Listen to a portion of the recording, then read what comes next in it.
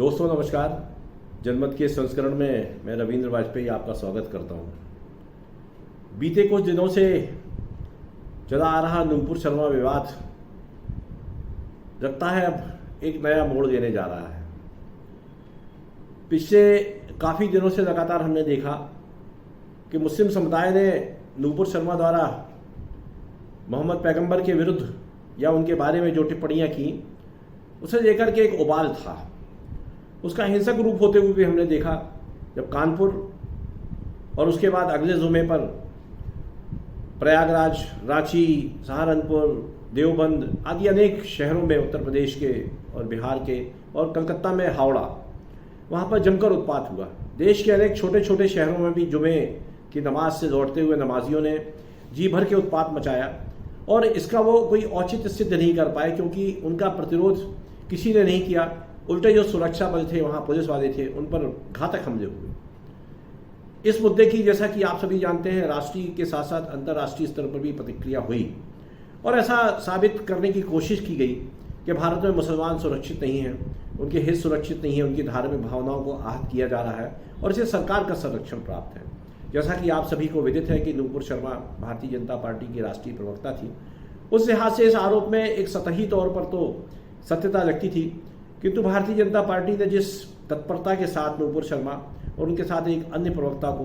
Party से निकाल बाहर किया, तो उसके बाद ये जो गुबार ये काफ़ी हद तक ठंडा होने लगा। किंतु मुस्लिम देशों ने जब भारत सरकार के पास अपना विरोध व्यक्त किया और भारत सरकार ने बड़े ही कूटनीतिक कुशलता के साथ उन्हें इस बात का उत्तर दिया कि भारत में सभी धर्मों को सरकार की ओर से पूरा संरक्षण प्राप्त है और जिस व्यक्ति ने भी इस तरह का कृत्य किया है उसे पार्टी ने निकाल भी दिया है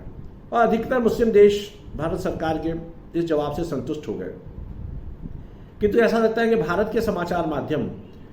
अरब जगत के जो समाचार माध्यम हैं, उनसे भी ज़्यादा उत्तेजना पैदा करने में जुटे रहे और उसी का परिणाम था कि देश में अनेक स्थानों पर अप्रिय स्थिति हमें देखने मिली और हिंसा भी हुई।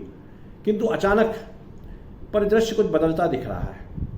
गत दिवस दिल्ली के कॉन्स्टिट्यूशन क्लब में जमात उलेमाए हिंद की एक बड़ी आवश्यक बैठक हुई और जिसमें खुल करके असदुद्दीन ओवैसी, मदनी, पीएफआई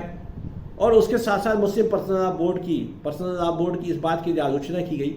कि उन्होंने मुस्लिम नवयुवकों को भड़काकर हिंसा के रास्ते पर धकेला और इसके कारण से हजारों बेगुनाह नौजवान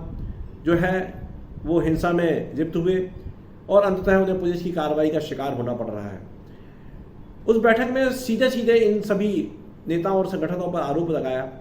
कि उन्होंने अपने उद्देश्य की पूर्ति के लिए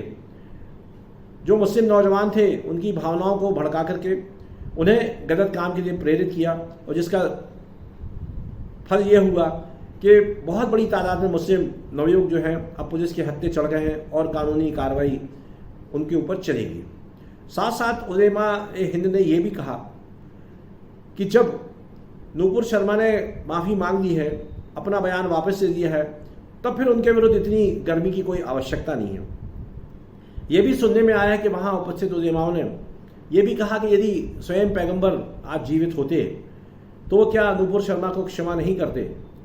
और इसके बारे में उन्होंने इस्लाम की अनेक उक्तियों को भी दोहराया। अब प्रश्न ये उठता है कि ये उलेमाओं की बात को जिन लोगों का उन्होंने नाम लिया है, जिन्होंने बीते कुछ हफ्तों में देश की फिजा बिगाड़ने की कोशिश की, ये लोग कितनी उनकी बात को मानेंगे। लेकिन इससे एक बात तो साफ हो गई कि जिस तरह का कड़ा कदम उत्तर प्रदेश सरकार ने और अन्य राज्यों में जहां उपद्रव हुए हैं वहां की राज्य सरकारों ने उठाया और भारत सरकार ने भी इस तरह की किसी भी गतिविधि को किसी भी तरह से सहन न करने की हिदायत दी, उसका एक सकारात्मक असर तो मुस्लिम समाज में कहीं ना कहीं हो रहा है और मुस्लिम समाज के एक तबके को ही सही, किंतु ये बात तो उनके दिमाग में, जहन में अब बैठ रही है कि इस तरह से बेवजह हिंसा करने के और अविवेकपूर्ण कार्रवाई करने से मुस्लिम समुदाय को तो कोई फायदा होगा नहीं, उल्टे वे जनता की निगाह में गिरते चले जाएंगे और उनके ऊपर आतंकवादी होने का, देश विरोधी होने का ठप्पा लग जाएगा। कश्मीर में भी कुछ ऐसे तत्व थे किंतु आतंकवादियों ने गोलियों से भून दिया। किंतु जैसा कि मैं पहले भी कह चुका हूँ कि शेष भारत का और कश्मीर का जो परिदृश्य है उसमें काफ़ी फ़र्क है, हालात बहुत अलग अलग है और ऐसी स्थिति में अब मुसलमानों के बीच में भी एक वर्ग ऐसा है जिसे ये बात समझ में आने लगी है कि यदि हम अपनी शक्ति का प्रदर्शन इस तरह से बेवकूफ़ी भरे अंदाज में करेंगे तो फिर हमारे पास पिटने के सिवाय कोई चारा नहीं रहेगा। उत्तर प्रदेश की योगी सरकार ने जब बुलडोजर चलाने शुरू किए और उसका पालन अन्य राज्य सरकारों ने भी किया, तो देश के तमाम पढ़े लिखे कुछ विधिवेत्ता भी ये कहते हुए सामने आए कि कानून को हाथ में लेने का और फैसला करने का अधिकार कभी भी सरकार या कार्यपालिका को नहीं है। अभी कल परसों भी जो कार्रवाई हुई तो उसमें समाजवादी पार्टी के नेता अखिलेश यादव ने भी जो ट्वीट किया उसमें भी काफ़ी व्यंग्य कसते हुए एक शेर लिखा है कि सरकार जो है वो न्यायपालिका का भी काम अपने हाथ में ले रही है। कुछ लोग इसे तानाशाही कह रहे हैं, किंतु जिस तरह से मुस्लिम उलेमाओं के एक वर्ग ने कॉन्स्टिट्यूशन क्लब में हुई बैठक में अपने विचार व्यक्त करते हुए अपने ही समुदाय के कुछ जिम्मेदार लोगों को इस बात के लिए कोसा, प्रताड़ित किया, उनकी आलोचना की कि उन्होंने हमारे समुदाय के नौजवानों को हिंसा की ओर प्रेरित किया, प्रोत्साहित किया, और जिसका खामियाजा समाज का एक बहुत बड़ा तबका, उसमें जो कि गरीब युवक हैं जिनके पास बहुत ज़्यादा रोजी रोटी का साधन नहीं है, किंतु वे धार्मिक उन्माद में फंस करके हिंसा के रास्ते पर चले गए। और अब इसके बाद उन्होंने जिस कानूनी कार्रवाइयों का सामना करना पड़ेगा उसमें बरसों बरस उनके खराब हो जाएंगे, आर्थिक दृष्टि से भी वे टूटेंगे और उसके साथ साथ उनके परिवार पर भी इसका असर पड़ेगा। ये एक बड़ा अच्छा लक्षण है। यदि मुस्लिम समाज के अन्य संगठन भी या उसमें जो शिक्षित वर्ग है वो खुलकर के इस तरह की हिंसात्मक गतिविधियों के सामने आकर के ये कहे कि हाँ ये गलत है, तो फिर मुझे लगता है कि कहीं ना कहीं जो सद्भाव की बात होती है, गंगा जमनी संस्कृति की बात होती है, उस बात को हम ज़मीन पर उतार सकते हैं, उसे हकीकत का रूप दे सकते हैं। प्रश्न ये नहीं कि देश में हिंदू मुस्लिम क्यों लड़ रहे हैं और कब तक लड़ते रहेंगे। प्रश्न ये है कि आखिर इस लड़ाई से हिंदुओं को या मुसलमानों को किसी को भी क्या फ़ायदा होगा। अभी कुछ दिनों पहले जब देवबंद में सम्मेलन हुआ था तो वहाँ मदनी साहब ने बड़ी डींग हाँकते हुए कहा कि जिन्हें हमसे परहेज है वो दूसरे मुल्क में चले जाएं। उनके कहने का आशय ये था कि हिंदू जो है यदि उन्हें मुसलमानों से एलर्जी है, परहेज है, तो वो इस देश से चले जाएं। और उन्होंने साथ में ये कहा कि हम इस वतन को छोड़ करके नहीं जाएंगे। ठीक है, इस तरह की बातें दोनों पक्षों की ओर से होती हैं, किंतु अब जब उलेमाओं के एक बड़े गुट ने समझदारी दिखाते हुए कॉन्स्टिट्यूशन क्लब जैसी जगह में बैठ करके जहाँ बुद्धिजीवियों का जमघट होता है, इस बात को कहने का साहस किया है कि चाहे वो ओवैसी हो, चाहे मदनी हो, चाहे पीएफआई हो और या फिर मुस्लिम पर्सनल लॉ बोर्ड, वो जिस तरह की उत्तेजनापूर्ण कार्रवाई करते हुए अब मुस्लिम समाज में भावनाओं को भड़काते हैं और अंततोगत्वा उन भावनाओं के वशीभूत होकर के नौजवान हिंसा के रास्ते पर चले जाते हैं, जिससे कि पूरे समाज की बदनामी भी होती है और हजारों लोग समाज के जो हैं वो किसी न किसी कानून के फंदे में फंस जाते हैं। लंबे समय तक कश्मीर में ये खेल चलता रहा। आखिर वहाँ की जनता को ये समझ में तो आने लगा कि हमारे नौजवान जो हैं वो बेकार में मारे जा रहे हैं, इन उग्रवादियों से अंततोगत्वा कश्मीर को कुछ नहीं मिला। तो मुझे लगता है कि देश के भीतरी हिस्सों में मुस्लिम समाज को ये बात अब समझ लेनी चाहिए कि वे ना तो उनके लिए कोई खतरा है, ना इस देश में इस्लाम के लिए कोई खतरा है। हाँ, लेकिन इस देश में उग्रवाद के लिए, आतंकवाद के लिए, अलगाववाद के लिए खतरा जरूर है और होना भी चाहिए, क्योंकि कोई भी देश वो किसी भी धर्म का पालन करे, वो किसी भी शासन व्यवस्था के अंतर्गत संचालित होता हो, किंतु वो कभी ये स्वीकार नहीं करेगा उसकी एकता और अखंडता को कोई खंडित करे। और भारत के भीतर मुस्लिम समुदाय का तमगा जो है इस बात को लगा करके कुछ आतंकवादी तत्व यदि देश में हमारी आंतरिक सुरक्षा को भंग करने की कोशिश कर रहे हैं, तो फिर मुझे लगता है कि उनको जो जिस तरह का मुंह तोड़ जवाब दिया जा रहा है वो बहुत ज़रूरी है। कानपुर की हिंसा जो हुई और उसके बाद जो प्रयागराज की हिंसा हुई, उसके जो दोषी तत्व थे जिन्हें मास्टरमाइंड माना जा रहा है, उनकी संपत्ति पर योगी सरकार ने बुलडोजर चला दिया। उनके तार भी अब तलाशे जा रहे हैं और अब ये पता चला है कि वो बात घूमते घूमते बढ़ते बढ़ते एक बार फिर जेएनयू तक जा पहुंची है। अभी इस बात की पुष्टि नहीं हुई है, जांच एजेंसी अपने काम में लगी हुई, किंतु जिस तरह की एक पहल जमात उलेमाए हिंद की ओर से हुई है और मुस्लिम समाज में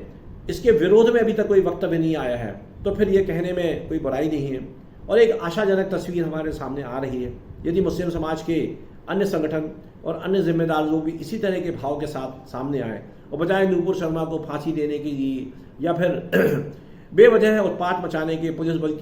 के ऊपर हमला करने की जैसी कार्रवाई यदि वो रोक दें और अपना विरोध प्रदर्शन जो है एक शालीनता के साथ एक लोकतांत्रिक पद्धति के अनुसार करते रहें, तो उससे किसी को कोई गुरेज नहीं है। किंतु यदि वह हिंसा के रास्ते पर जाएंगे और उनके आंदोलन से ये बात प्रतिध्वनित होगी कि कहीं ना कहीं उसमें अलगाववाद की